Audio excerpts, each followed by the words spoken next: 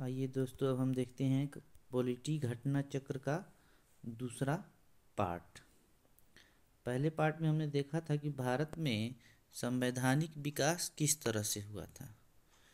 तो ये पहला चरण हमने देखा था 1773 ईस्वी से लेके 1853 ईस्वी तक। इसमें जो कंपनी को रेगुलेट करने के लिए ब्रिटिश संसद के द्वारा जो नियम पारित हुए थे उसको हमने देखा था पिछले वीडियो में। अब हम इसके आगे देखते हैं कि जो ब्रिटिश ताज के शासन के अधीन जो नियमित पारित हुए थे, अधिनियम जो पारित हुए थे, तो उसको हम देखते हैं। तो इसमें सबसे पहला जो अधिनियम आया ब्रिटिश संसद के तरफ से वो भारत सरकार अधिनियम 1858 आया। इसके द्वारा जो भारत का जो शासन था वो सीधे ब्रिटिश ताज के अधीन कर दिया गया। और जो गवर्नर जो जनरल था, अब जो उसको भारत का वायसराय भी कहा जाने लगा। अर्थात जो भारत का गवर्नर जनरल था उसको भारत का वायसराय कहा जाने लगा। और ब्रिटिश ताज का प्रत्यक्ष प्रतिनिधि बन गया। और इस तरह के जो प्रथम वायसराय बने वो लॉर्ड कैनिंग बने, भारत के प्रथम वायसराय।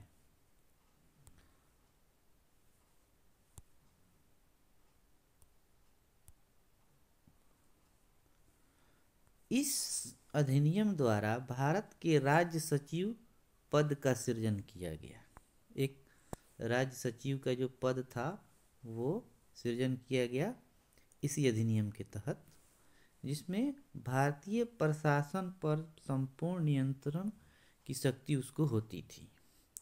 और उसकी सहायता के लिए 15 सदस्यीय परिषद के गठन का प्रावधान किया गया। तो भारत शासन अधिनियम 1858 के तहत ये सब प्रावधान किए। एक बार इसको हम फिर से देख लेते हैं कि भारत शासन अधिनियम के तहत जो पहला प्रावधान हुआ कि जो भारत का जो शासन था वो ब्रिटिश ताज के अधीन चला गया। दूसरा जो गवर्नर जनरल था अब भारत का वायसराय कहा जाने लगा। तीसरा जो था भारत के राज्य सचिव का पद भी सृजित किया गया। और लॉर्ड कैनिंग जो थे भारत के प्रथम वायसराय बने। और जो भारत राज्य के सचिव जो था उसकी सहायता के लिए 15 सदस्यीय परिषद का गठन हुआ। तो ये इम्पोर्टेंट बातें हैं भारत शासन अधिनियम 1858 की। अब अगला अधिनियम भारत परिषद अधिनियम 1861 ईस्वी आया। इसके द्वारा पहली बार कानून बनाने की प्रक्रिया में भारतीय प्रतिनिधियों को शामिल करने की शुरुआत हुई। पहली बार कानून बनाने में भारतीयों की भागीदारी को इसमें शामिल किया गया।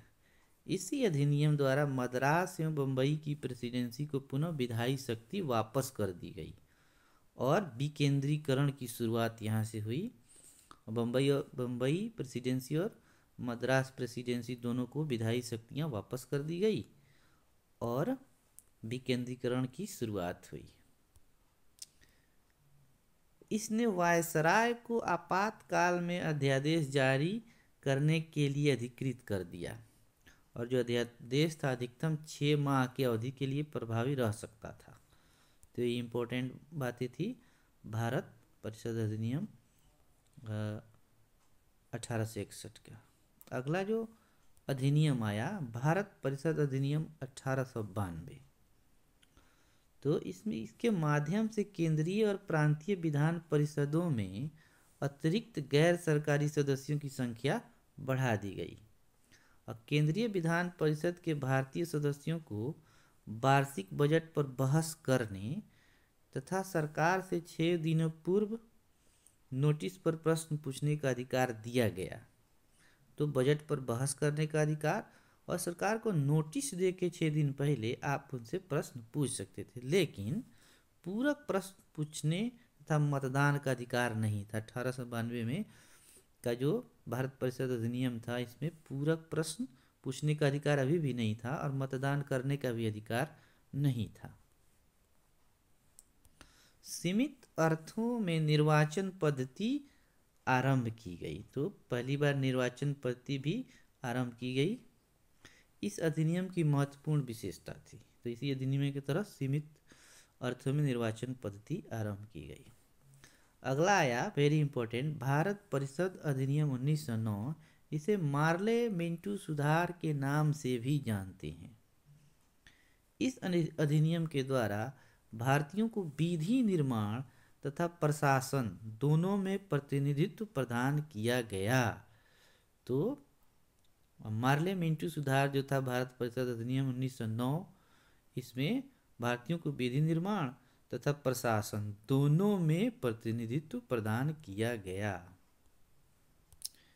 इसके तहत वायसराय की कार्यकारी जो परिषद में भारतीयों को पहली बार शामिल किया गया। इस तरह शामिल होने वाले जो पहले भारतीय थे वायसराय की कार्यकारिणी में सत्येंद्र प्रसाद सिन्हा थे। वेरी इंपॉर्टेंट है ये। इस अधिनियम में केंद्रीय तथा प्रांतीय विधायिनी शक्ति को बढ़ा दिया गया।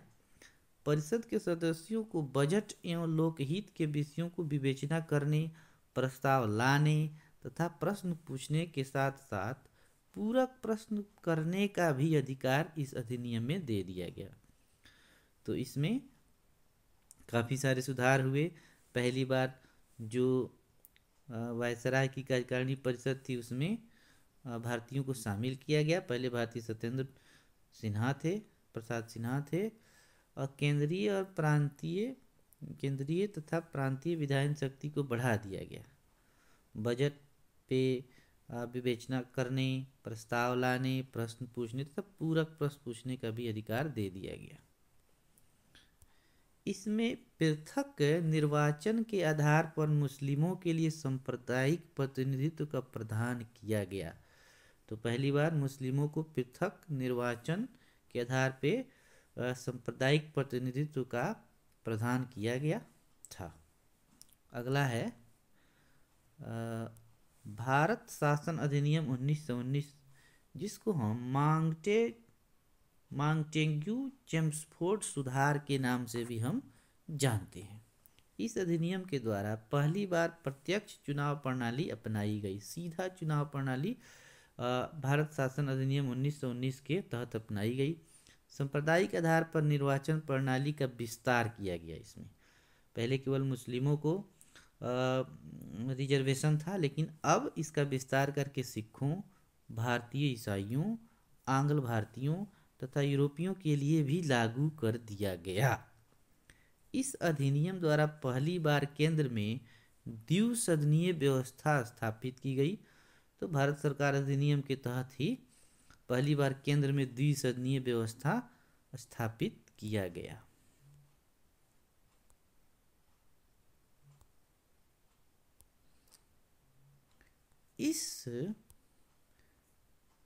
इस अधिनियम के द्वारा सभी विषयों को केंद्र तथा प्रांतों में बांट दिया गया। द्विसदनीय केंद्रीय विधानमंडल समस्त ब्रिटिश भारत के लिए कानून बना सकती थी। इस अधिनियम के तहत प्रांतों में द्वैध शासन प्रणाली लागू की गई। तो प्रांतों में द्वैध शासन प्रणाली लागू की गई। भारत सरकार अधिनियम 1919 प्रांतीय विषयों को दो भागों में आरक्षित तथा हस्तांतरित विषयों में बांटा गया। तो इसमें प्रांतीय जो विषय थे उनको दो भागों में आरक्षित और हस्तांतरित विषयों में बांटा गया। इस अधिनियम में पहली बार जो उत्तरदायी शासन की व्यवस्था किया गया, पहली बार उत्तरदायी शासन शब्द का प्रयोग किया गया इसी अधिनियम में। इसके अंतर्गत एक आयोग का गठन किया जाना था, जिसका कार्य 10 वर्ष बाद इस अधिनियम की समीक्षा करने के बाद अपनी रिपोर्ट प्रस्तुत करना था। तो अगला अधिनियम आ गया भारत शासन अधिनियम 1935। द्वारा सर्वप्रथम भारत में संघात्मक सरकार की स्थापना की गई। तो भारत सरकार शासन अधिनियम 1935 के तहत भारत में सबसे पहली बार संघात्मक सरकार की स्थापना की गई। इस अधिनियम के द्वारा प्रांतों में दैध शासन समाप्त किया गया। जो 1919 ईस्वी में प्रांतों में जो दैध शासन थी उसको अब भारत शासन अधिनियम 1935 में समाप्त कर दिया गया एवं केंद्र में द्वैध शासन प्रणाली लागू की गई। Very important. तो केंद्र में द्वैध शासन 1935 के भारत शासन अधिनियम के तहत लागू की गई। भारत में मुद्रा एवं शाख नियंत्रण के लिए भारतीय रिजर्व बैंक की स्थापना भी इसी अधिनियम के तहत किया गया। सांप्रदायिक निर्वाचन प्रणाली का विस्तार करते हुए दलित जातियों, महिलाओं और श्रमिकों को इसमें सम्मिलित किया गया। जो छूटे बचे थे दलित जाति, महिला और श्रमिक को इस अधिनियम के तहत सांप्रदायिक निर्वाचन के तहत शामिल कर लिया गया। इसी अधिनियम के तहत 1937 में संघीय न्यायालय की स्थापना हुई। तो 1937 में संघीय न्यायालय की स्थापना हुई। इस अधिनियम के द्वारा बर्मा को ब्रिटिश भारत से पूरी तरह से अलग कर दिया गया तथा दो नए प्रांत सिंध और उड़ीसा का निर्माण भी हुआ। तो 1935 के भारत शासन अधिनियम के तहत बर्मा को ब्रिटिश से अलग कर दिया गया, ब्रिटिश भारत से अलग किया गया और सिंध और उड़ीसा दो नए प्रांतों का निर्माण हुआ। इसके तहत कुछ प्रांतों में द्विसदनात्मक व्यवस्था की गई। भारतीय स्वतंत्रता अधिनियम 1947 ने 15 अगस्त 1947 को भारत को स्वतंत्र एवं संप्रभु राष्ट्र घोषित किया गया और इसने वायसराय का पद समाप्त कर दोनों डोमिनियन राज्यों में गवर्नर जनरल का पद सृजित किया गया। इसके अंतर्गत ब्रिटिश शाही उपाधि से भारत का सम्राट शब्द समाप्त कर दिया गया। तो अब हम देखेंगे इससे रिलेटेड जो सवाल बनेंगे, विभिन्न एग्जामों में जो सवाल पूछे हैं उसको हम देखते हैं। पहला सवाल है, निम्नलिखित में से किस अधिनियम के अंतर्गत भारतीय विधान परिषद को बजट पर बहस करने की शक्ति प्रदान की गई? तो हम जानते हैं कि बजट पर पहली बार बहस करने की शक्ति प्रदान किया गया था भारत परिषद अधिनियम 1892 ईस्वी में। तो इसका एक्सप्लेनेशन देख लेते हैं। 1892 के भारतीय परिषद अधिनियम ने विधान परिषद के कार्यों में वृद्धि की। इसके तहत बजट पर बहस करने की शक्ति दी गई परंतु मतदान का अधिकार नहीं था। इस अधिनियम के तहत 6 दिन की पूर्व नोटिस पर कार्यपालिका से प्रश्न पूछने की अनुमति दी गई परंतु पूरक प्रश्न पूछने का अधिकार अभी भी नहीं था। तो next question number 2, British Bharat में सांप्रदायिक प्रतिनिधित्व की व्यवस्था निम्नलिखित में से किस अधिनियम के द्वारा किया गया? तो हम जानते हैं पहली बार सांप्रदायिक प्रतिनिधित्व की व्यवस्था मार्ले मिंटो सुधार जो 1909 ईस्वी में आया था उसमें किया गया। मुस्लिमों को उसमें सबसे पहली बार पृथक सांप्रदायिक प्रतिनिधित्व दिया गया था। तो ये बी नंबर हमारा करेक्ट है। नेक्स्ट क्वेश्चन, इसका एक्सप्लेनेशन देख लेते हैं। भारतीय परिषद अधिनियम 1909 जिसे मार्ले मिंटो सुधार द्वारा ब्रिटिश भारत में सर्वप्रथम सांप्रदायिक प्रतिनिधित्व व्यवस्था की गई जिसके अंतर्गत मुसलमानों के लिए पृथक निर्वाचन मंडल का प्रावधान किया गया। तो नेक्स्ट क्वेश्चन, निम्नलिखित में से किस एक अधिनियम द्वारा भारत में संघीय न्यायालय की स्थापना किया गया? तो हम जानते हैं कि इनमें से कोई नहीं, क्योंकि संघीय न्यायालय की व्यवस्था भारत शासन अधिनियम 1935 के अंतर्गत किया गया। इसके एक्सप्लेनेशन देख लेते हैं। भारत के संघीय न्यायालय की स्थापना 1 अक्टूबर 1937 को भारत सरकार अधिनियम 1935 के अंतर्गत की गई थी। इसके प्रथम मुख्य न्यायाधीश सर मैरिस ग्वेयर थे। सर मैरिस ग्वेयर इसके प्रथम न्यायाधीश थे। उपयुक्त दिए गए विकल्पों में से भारत शासन अधिनियम 1935 नहीं है, इसलिए विकल्प डी सही होगा। नेक्स्ट क्वेश्चन नंबर 4, भारत संघीय न्यायालय निम्नलिखित में से किस वर्ष स्थापित हुआ? तो 1937 में स्थापित हुआ, भारत शासन अधिनियम 1935 के तहत। नेक्स्ट क्वेश्चन, केंद्र में द्वैध शासन किस अधिनियम के अंतर्गत स्थापित किया गया? तो केंद्र में स्थापित किया भारत शासन अधिनियम 1935। तो इसका एक्सप्लेनेशन देख लेते हैं। भारत सरकार अधिनियम 1935 के अंतर्गत केंद्र में द्वैध शासन एक नए अखिल भारतीय संघ की स्थापना तथा प्रांतों में द्वैध शासन व्यवस्था को समाप्त करने का प्रावधान किया गया। तो प्रांतों में द्वैध शासन उपबंध 1919 के अधिनियम के द्वारा किया गया था, जिसको इसमें समाप्त कर दिया गया। केंद्र में द्वैध शासन के तहत संघीय विषयों को दो भागों में बांटा गया, आरक्षी और हस्तांतरित विषय। नेक्स्ट क्वेश्चन, क्वेश्चन नंबर 6, निम्नलिखित में से किस अधिनियम ने केंद्र में द्वैध शासन प्रणाली को स्थापित किया? तो ये था भारत सरकार अधिनियम 1935। 1919 ईस्वी के भारत शासन अधिनियम की निम्नलिखित में से कौन सी प्रमुख विशेषताएं थी? तो क्या प्रांतों की कार्यकारिणी सरकार में द्वैध शासन की व्यवस्था थी? मुसलमानों के लिए पृथक सांप्रदायिक निर्वाचक मंडल की व्यवस्था थी? केंद्र द्वारा प्रांतों को विधायिनी शक्ति का हस्तांतरण था? तो इनमें से हम देखेंगे कि कौन सा सही है। तो इसका एक्सप्लेनेशन देख लेते हैं हम। तो भारत शासन अधिनियम 1919 ब्रिटिश संसद के द्वारा पारित अधिनियम था, जिसका उद्देश्य भारतीय शासन में भारतीयों की भागीदारी को बढ़ाना था। इस अधिनियम को भारत सचिव एडविन मांगट्यू एवं वायसराय लॉर्ड चेम्सफोर्ड के कार्यकाल में पारित किया गया। इस अधिनियम के द्वारा राज्यों में द्वैध शासन की स्थापना किया गया, जिसके तहत प्रत्येक राज्य में राज्य के प्रशासनिक विषयों को दो विषयों में श्रेणियों में बांटा गया, आरक्षित और हस्तांतरित। आरक्षित विषय प्रांतीय गवर्नर एवं उसकी कार्यकारिणी परिषद के तहत रखे गए, जबकि हस्तांतरित विषयों का उत्तरदायित्व प्रांतीय विधायिका के प्रति उत्तरदायी मंत्रियों को सौंपा गया।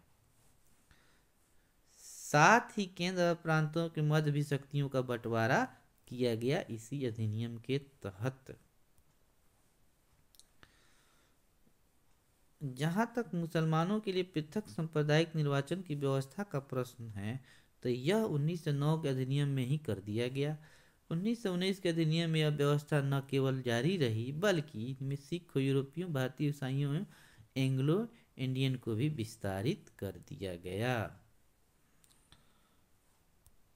निम्नलिखित में से किसने ब्रिटिश भारत में प्रांतीय स्वायत्तता शुरू की? तो ये भारत सरकार अधिनियम 1919 में प्रांतीय स्वायत्तता शुरू की गई।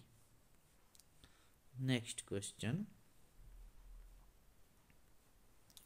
इसका एक्सप्लेनेशन देख लेते हैं। ब्रिटिश भारत में प्रांतीय स्वायत्तता की शुरुआत प्रारंभिक रूप से भारत सरकार अधिनियम 1919 से हुई, जिसे 1935 भारत सरकार अधिनियम से विस्तारित और स्थापित किया गया। तब है कि झारखंड लोक सेवा आयोग ने अपनी प्रारंभिक उत्तर कुंजी में इस प्रश्न का उत्तर सी माना है, जिसे संशोधित उत्तर कुंजी में परिवर्तित कर विकल्प डी दिया गया है। नेक्स्ट क्वेश्चन, भारतीय विधान पालिका प्रथम बार द्विसदनीय बनाई गई, तो कब बनाई गई? 1919 के भारत शासन अधिनियम में।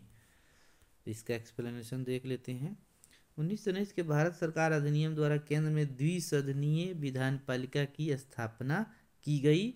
ऊपरी सदन राज्य परिषद, काउंसिल ऑफ स्टेट, अवधि 5 वर्ष के लिए कहलाता था तथा इसका अधिनियम धारा 18 के तहत इसके 60 सदस्यों में से अधिकतम 20 सदस्य सरकारी हो सकते थे। निचला सदन केंद्रीय विधानसभा, सेंट्रल लेजिस्लेटिव असेंबली था। ऊपरी सदन क्या था? राज्य परिषद। दूसरा निचला सदन था सदन केंद्रीय विधानसभा, सेंट्रल लेजिस्लेटिव असेंबली।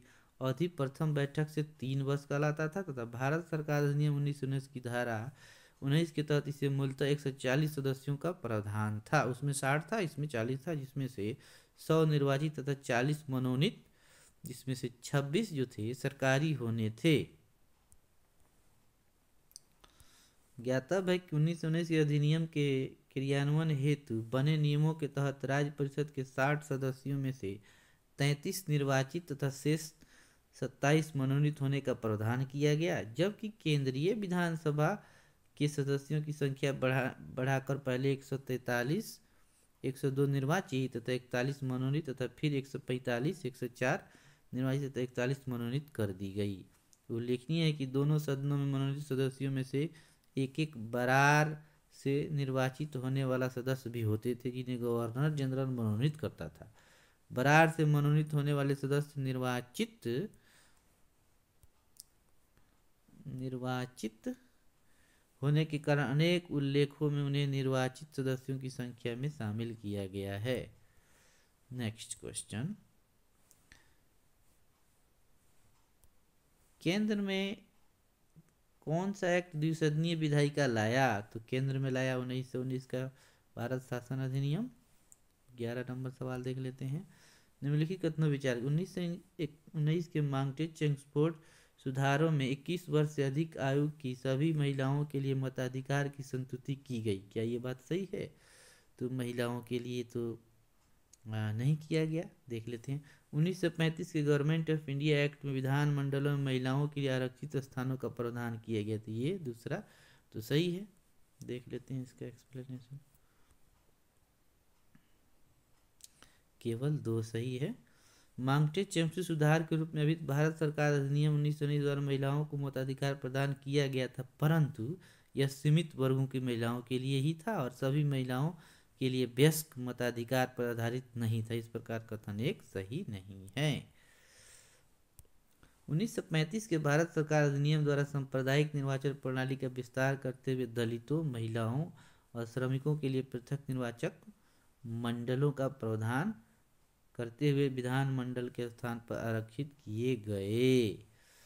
तो ये हो गया। नेक्स्ट क्वेश्चन, भारतीय सिविल सेवा के संदर्भ में निम्नलिखित में से कथनों पर कौन सा कथन सही है? भारत सरकार अधिनियम 1919 में भारतीय सिविल सेवा के लिए एक अलग परीक्षा का प्रावधान किया गया जो भारत में होनी थी, और दूसरा, भारतीय सिविल सेवा 1941 में भारतीयों का प्रतिशत यूरोपवासियों से अधिक था। तो इसमें से को सी 1 और 2 दोनों सही है। देख लेते हैं। भारत में आधुनिक मेरिट आधारित सिविल सेवा ICS का प्रारंभ 1854 में लंदन में सिविल सेवा आयोग की स्थापना से हुआ था। 1855 में इसे हेतु प्रतियोगी परीक्षा लंदन में ही आयोजित की गई जाने लगी। भारतीयों के लगातार मांग के बावजूद यह परीक्षा भारत में न होकर लंदन में ही होती रही। अंततः भारत सरकार अधिनियम 1919 के प्रावधान के अनुरूप 1922 से ICS की परीक्षा भारत में भी होने की प्रारंभ हो गई, इलाहाबाद तथा बाद में दिल्ली में। 1930 के दशक के अंत तक यूरोपवासियों की उपलब्धता भारतीय सिविल सेवा में कम होती गई तथा इस सेवा में 1941 तक स्पष्ट रूप से भारतीयों का प्रतिशत यूरोपवासियों से अधिक हो चुका था। तो दोनों स्टेटमेंट सही है। केंद्रीय विधानसभा के निम्नलिखित में से कौन से निर्वाचन भारत शासन अधिनियम 1919 के तहत हुए? तो ये 1926 में कि 33 में कि 45 में कि, तो इसमें देखें तो प्रश्नगत वर्षों में से वर्ष 1926 और 1945 के केंद्रीय विधानसभा चुनाव भारत शासन अधिनियम 1919 के तहत हुए। नेक्स्ट, भारत शासन अधिनियम 1919 के अंतर्गत भारतीय विधायिका का अंतिम निर्वाचन किस वर्ष आयोजित किया गया? तो यह अंतिम निर्वाचन 1945, पहला 1926 और दूसरा 1945। राष्ट्रपति की अध्यादेश निर्गत करने की शक्ति प्रेरित है? तो हम जानते हैं भारत सरकार अधिनियम 1935 के द्वारा। इसका एक्सप्लेनेशन देख लेते हैं। यद्यपि ब्रिटिश भारत में गवर्नर जनरल को 1861 के भारत परिषद अधिनियम से ही विधान परिषद की अनुमति के बिना अध्यादेश जारी करने की शक्ति प्राप्त थी, तथापि भारतीय संविधान में राष्ट्रपति की अध्यादेश निर्गत करने की शक्ति अनुच्छेद 123 भारत सरकार अधिनियम 1935 की धारा 42 से 43 से प्रेरित है। निम्नलिखित में से किस अधिनियम द्वारा संवैधानिक निरंकुशता का सिद्धांत प्रवृत्त किया गया? तो भारत सरकार अधिनियम 1935 के द्वारा संवैधानिक निरंकुशता का सिद्धांत प्रवृत्त किया गया। संवैधानिक निरंकुशता का सिद्धांत भारत सरकार के अधिनियम 1935 द्वारा प्रवृत्त किया गया। यह अधिनियम ब्रिटिश संसद द्वारा पारित सर्वाधिक विस्तृत अधिनियम था। साथ ही यह भारत के लिए तैयार संवैधानिक प्रस्तावों में से सबसे जटिल दस्तावेज था। इसी अधिनियम में भारत संघ की स्थापना, संघीय न्यायपालिका, केंद्र और राज्यों के मत शक्तियों का विभाजन आदि की व्यवस्था की गई। नेक्स्ट क्वेश्चन, भारत के संविधान में केंद्र और राज्यों के बीच किया गया शक्तियों का विभाजन इनमें से किसमें उल्लिखित योजना पर आधारित है? तो भारत सरकार अधिनियम 1935।